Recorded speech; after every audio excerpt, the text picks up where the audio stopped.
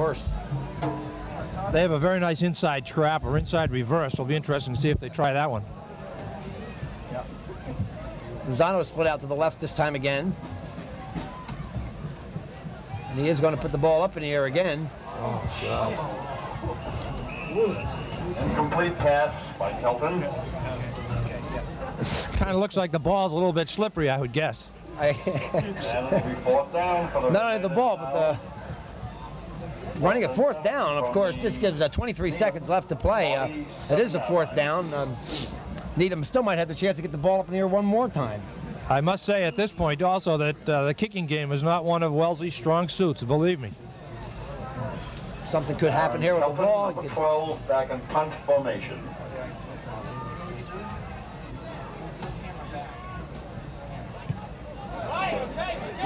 Gets a pretty good kickoff. Excellent. And it looks like the ball is down to about the 7 or 8 yard line. 11 seconds left. Needham 7 or 8 yard line. I like the way Needham is playing as far as this strategy here. They went in and tried to block it, and I think that's a good move at this stage and this point of the game. Put the pressure on the kicker. You might be able to deflect it. Even if you rough them up and they maintain possession, you're not going to be hurt that much with time running out here in the second half, or first half. Certainly with under 20 seconds left to play here in the first half. Now, if we could argue about who has the advantage on a wet field, we could also argue about do we put pressure on the quarterback, or do we keep everybody back and make sure no one gets behind you? Real tough call, I think. I don't think he would throw it deep on this play. Is he lined up? He got 2 flankers out there. He's going to the well again. Over the that was a dangerous pass. Yeah. Very dangerous pass in that area, down in the... That wouldn't be the type of pass I would think that he would throw. Might as well go for all the marbles again. Really? They intercepted, let him have it down at the 50 or whatever. By that time, certainly the clock would just about be done anyway. 8 seconds left here to play.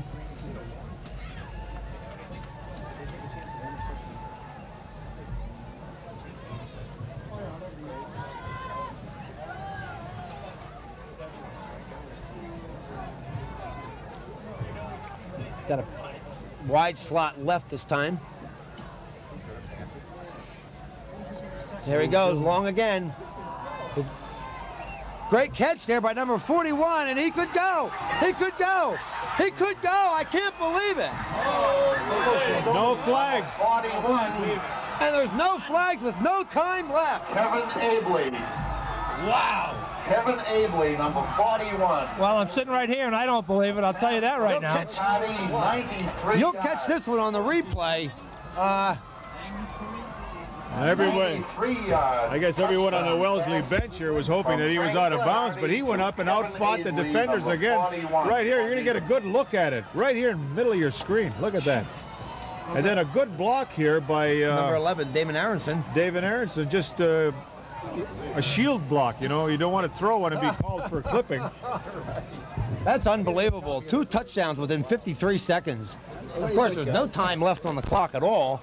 There were, I think, 11 seconds when he put that ball in the air. No time on the clock. Hey, that's pretty exciting. Looks like they're definitely going to go for 2 again, and I wouldn't be surprised if they ran basically the same play they ran last time. It certainly has been... you're looking for excitement in a football game, and in 2 different types of football teams. This has been it. From what I saw in their last series, that first pass that they threw over the middle, John, you know, what they want to do is try to hit something quick before a defense has a chance to react to what the pattern is. And one way of doing that is to just hit a tight end right over the middle on a quick lookie or something like that. Well, not only that, you notice that number 22 is a clean uniform, and he just might be a streaker. He might, you know, be somebody who could catch that ball and go all the way, and he might have been thinking about that. Plus, he's got an exceptionally good size. You see how tall he is, and that's exactly what you want in a situation like that. Get that ball up, and for the most part, I would say, generally speaking, the defensive secondary people are a bit shorter than those big tight ends. 22, but John Jacobs. It would be to hit him quick. Yes. Is what they would be looking at. Boy, he could have, too. Already rolling out. Nope. It's not there this time. No good. All right, that's okay. And at the end of the first half, the score, Wellesley 21, Needham 18. As you just heard, the score is Wellesley 21, Needham 18. Freshman stand to the left of the main grandstand here at Honeywell Field. Well, as we said, at the end of the first half, it's Wellesley 21 and Needham 18. Gino, we were sitting there in awe for the last minute of the game. What are your reactions to the two big touchdown plays that Needham pulled off? Well, I think that's the interesting part of the game. You got one team that is working the whole first half to score 3 touchdowns, grinding it out on the ground, ball possession, controlling the ball, the line of scrimmage, grinding it out, showing strength, power, all the things you want to see in a football game. They punch out 3 nice touchdowns, seem to be in command of the game, and yet you got 2 strong individual talents that take over and come up with 2 touchdowns, and this is really what the game is all about. A good individual performance can sometimes offset a long drive like that, and it was it's interesting to watch those kind of plays develop, especially on a high school level. Yeah, certainly a boost to Wellesley. We would have gone in with a 21-6 score, and now I think that Needham has gone in with a little bit more momentum, that they can make some adjustments within their defense. They might be in a much better position in the second half. Oh, there's no question that the momentum now has swung to Needham at halftime while they're sitting in the locker room, but they're going to have to come out in the second half and to maintain it. Now, Wellesley's job is to take that away from them, and the way they should do that is what they did in the first half, just punch it out, grind it out, and not give up those kind of plays to Needham. Yeah, John, we don't want to leave you out, because from a coaching point of view, what does Andy have to do now with his ball club as far as getting them settled down and not taking the life out of them to come back in this second half? Of course, they are still winning, of course, but they're in a much different position. I think that I can put myself in the shoes of both of the coaches. I think in the case of Andy, he has to explain to his team that we call those a couple of bad breaks. They have not been fatal. As Gino pointed out, Wellesley is in fact still ahead. They have controlled the ball when they've been on offense.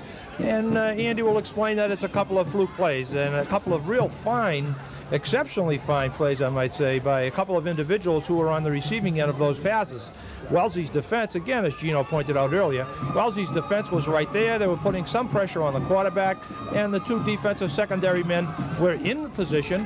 They just missed the ball, and the fellow from Needham went up and both of them and made real fine catches. In the case of Needham, he's going into the locker room as happy as can be, and he's saying it was no fluke at all, that we can get this team. They have difficulty in the defensive secondary. If you linemen can get down there and do the blocking that you've been blocking and give our quarterback a little more time, I think we're going to be in good shape. And I think defensively, he's saying, we have to get after Pomfret, we have to get after Reel, we have to get after Leon Holt. They can't pass at all. They may move their defense up a little bit. So he thinks he's in pretty good shape. So I think from a coach's point of view, they're both relatively happy, but both relatively sad as well. And I think both teams are up. And let's face it, fellas, it's anybody's ball game at this point. Well, it's certainly going to prove to be a very interesting second half. And with that, we'll take you back down to the field now and be able to enjoy the Needham High School and the Wellesley High School bands.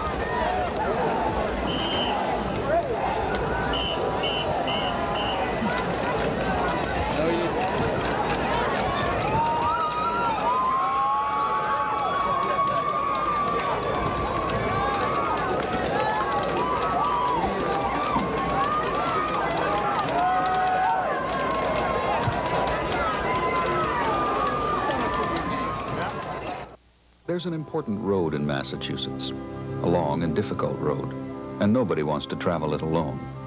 In fact, many people can't travel it at all without your help. They're cancer patients who need somebody to drive them to and from treatments. If you have a car and can spare a few hours each month, please call this number and volunteer to drive somebody along the road to recovery. There is a road. For many, there is a cure.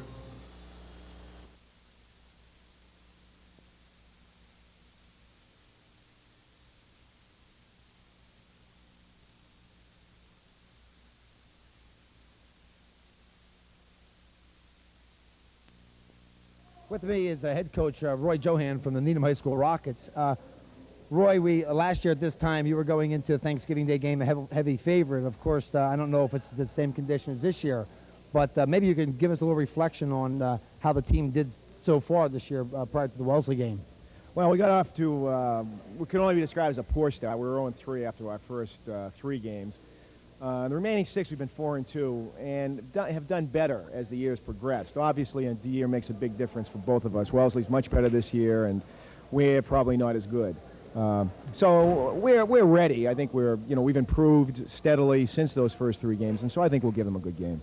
Roy, maybe you could give us some idea of how you expect to do the Thanksgiving Day game against Wellesley and what your plan of attack might be. Well, this year, unlike last year, we're a multiple pro set type of team. That is, we pass the ball an awful lot more. Last year, as you remember, we were a ball control power team.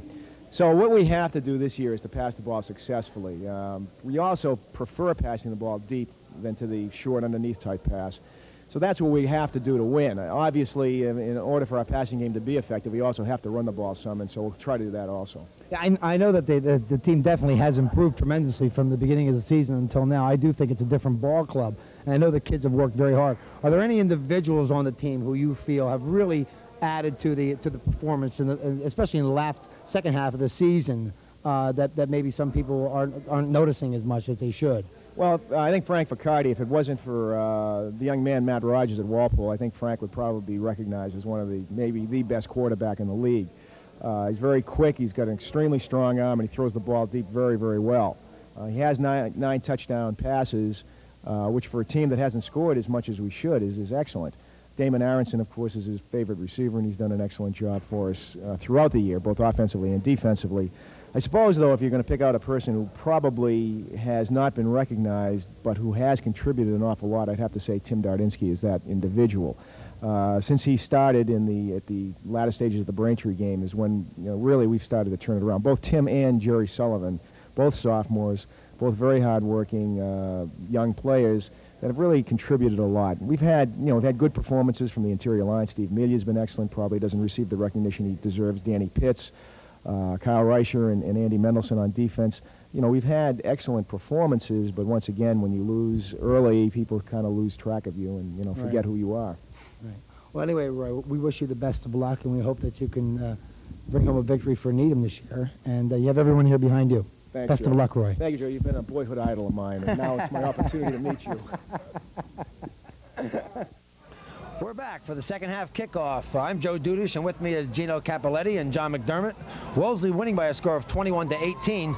Needham will receive. They had choice on the flip of the coin, and so Wellesley will kick off to Needham. It has not stopped raining or freezing rain, I should say. It's continued to come down through the halftime show, and it looks like it's going to be this type of weather for the rest of the day. Ball is taken there by number 36 for Needham, Mike Gary. As I look back, Mike has gotten every kickoff, and they take the ball up to about almost to the 40-yard line, about 35-yard line. I just talked to Bill Tracy, one of the assistant coaches from Wellesley, and asked him what went on at halftime. He said it was fairly upbeat, and he said that they're going to have to put a lot more pressure on the quarterback, keep the coverage the way it is, and just don't make those mistakes down deep. David Aronson again split to the left. Kevin Abley split to the right. Vicardi is the quarterback.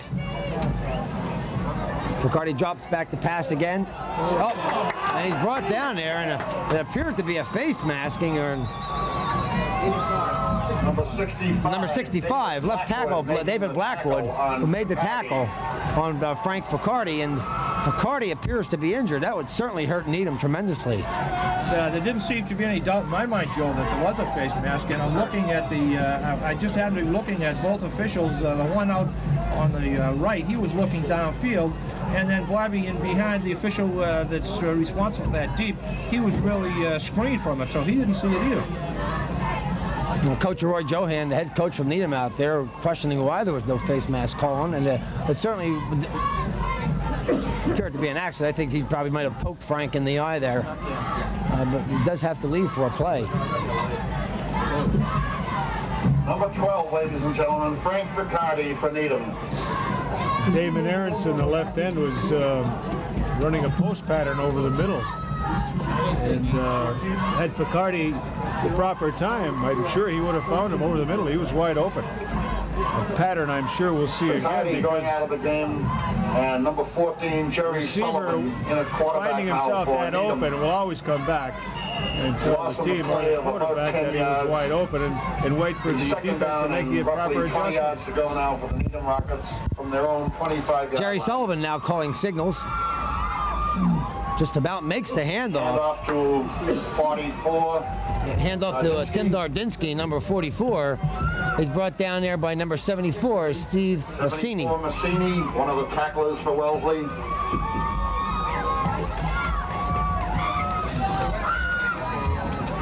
Looking at Wellesley, some of the statistics regarding the running attack in the first half, Comfort had 16 carries for 111 yards.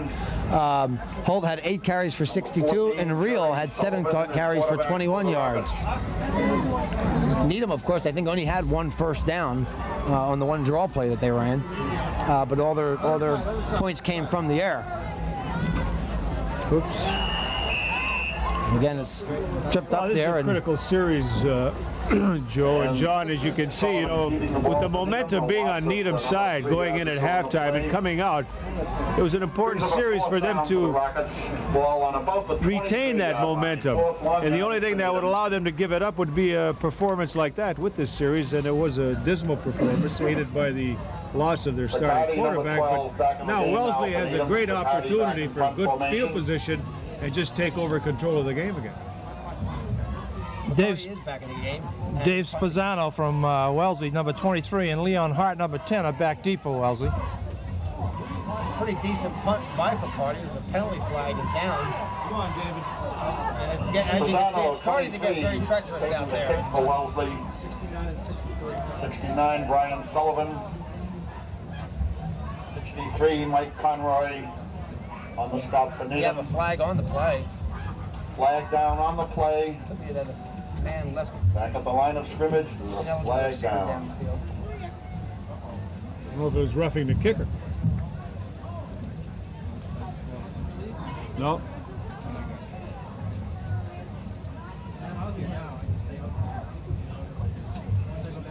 The signal was like an illegal motion from the defense, but I'm not sure what that would mean.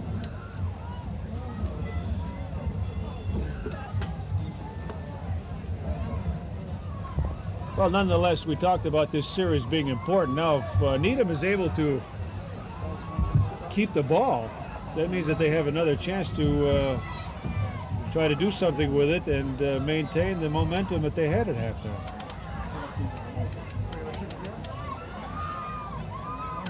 $15-yarder. Still won't get it. We got a 15-yard penalty against Wellesley. It's a first down. And sportsmanlike conduct. A personal foul against Wellesley. Why is it a first down, I wonder? Automatic first down goes with the personal foul. First down. So this So keeps it is Needham Needham alive. ball. Gives them another chance with this series that is important. 36-yard line.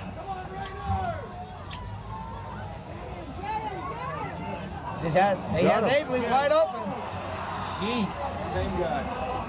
And that is number 41. Kevin taking Abley, the their number completed 41, pass was from on the flat, Ficardi. wide open. Well, now this is getting very interesting Kevin because Abley. that didn't require any for great Needham first individual down into performance. The guy was Wellesley wide territory. open, so what they talked about as far as coverage, The and Wellesley what Wellesley had in the 36-yard first line half will be was first good and coverage, 10 but for they the got Rockets. outbeat by individual performers. Here's a question now where the receiver open and the passer able to get that ball right into his hands. We might have a ball game on our hands here yet, even though it looks like Wellesley is in control of the line of scrimmage. Wide slot set to the right this time. Again, Abley and Aronson. McCarty drops back to pass. Got a man wide across the middle. Oh, almost intercepted. There looks to me like a strong escape to safety. Leon Holt. Headed for Abramson. I think on a day like today, the advantage is to the wide receivers that are going out. The defense is retreating, moving back towards the goal line, trying to prevent the long touchdown pass. And at the same time, when they do that, they're not close enough to intercept or knock the ball down. And if that ball continues to be thrown accurately, I think Wellesley could be in some trouble here. Thank you. Well, that might be the case because, of course, the offensive receiver does Second know down the 10 pattern. now for the Rockets. Defensive player has no From the idea of the Wellesley pattern. 36-yard line. Watch Aronson out here on the left flank this time. I got a feeling like he wants to go there. I got a draw play. Number Tripped up 14, there, number 14, Jerry Jerry Sullivan, Sullivan. taking the ball for Needham. Loss on the Some yards, play. about 3 yards, 2 to 3 yards. That was a 39-yard line. Bring up third down and 13 now for the Rockets from the Wellesley 39.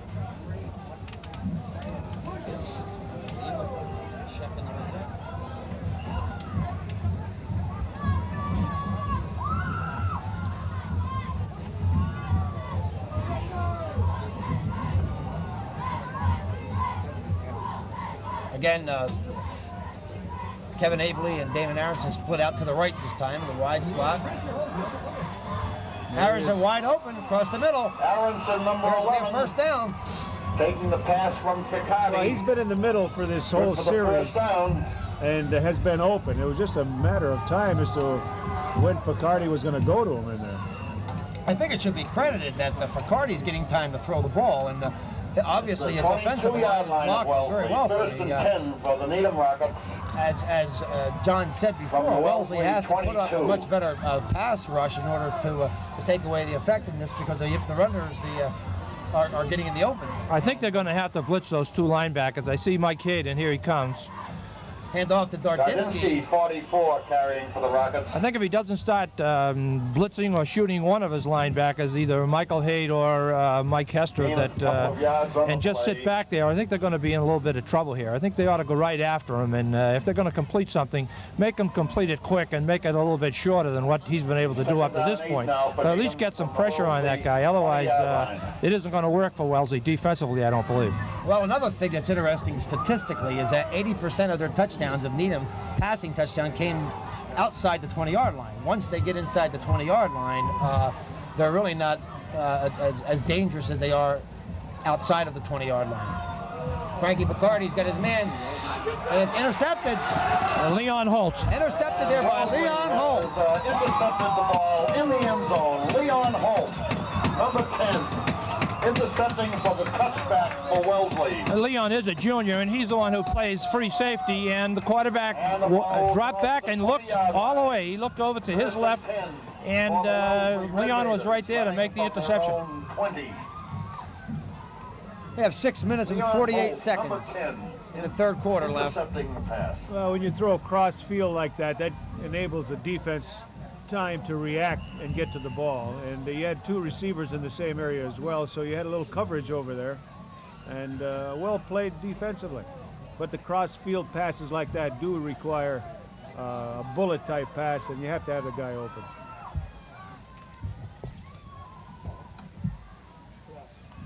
Hand off that time to Pomfret, number 20. Threat number 20 carrying for Wellesley. Picks up about 2 or 3 yards on a play, brought down by 69, Brian Sullivan.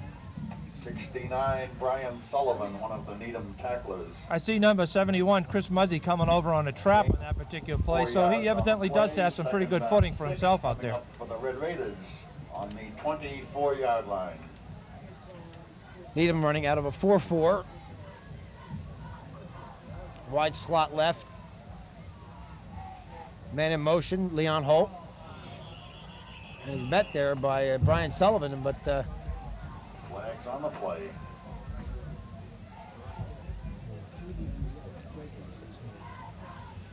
first indication is that number 86, Paul McDonald, might have been had some movement from him. 5 yards. Look at the first series that Wellesley had the ball, that they were moving the ball, and I believe they had 2 or 3 penalties that series, and that kind of set them back for that first time they had the ball. Again, they're starting out with some penalties that certainly aren't going to help their cause. Second down now and 11 yards to go for Wellesley from their own 19-yard Same formation line. this time again. Zano split out to the left. Holt in motion. Handoff that time to Kevin Reel. And it looks to me like Kevin might have picked up, I'd say, about 8 yards on the play, 7 yards on the play. On threat number 20. Well, it would appear to me like this is what Coach Andy Levin would like to accomplish in this drive, and maybe eat up a lot of time in this quarter, is to put on a good sustained drive, using his 3 strong running backs, alternating them, and just keep peppering the Needham defense and try to march down and get a score, using up as much time as possible. 7-yard line.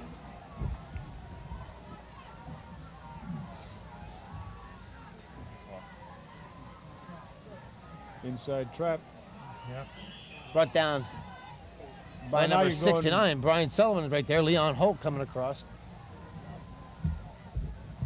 This is an inside trap that Wellesley has run successfully all year. I'm looking at the field, and I may be in the minority here, but I think because it's getting a little bit colder and because this isn't rain, I think the field may become just a little bit frozen, a little bit crisper, and the footing may, in fact, get a little bit better as we go along. Aaron Kelton, number 12, back in kick formation. 4th down.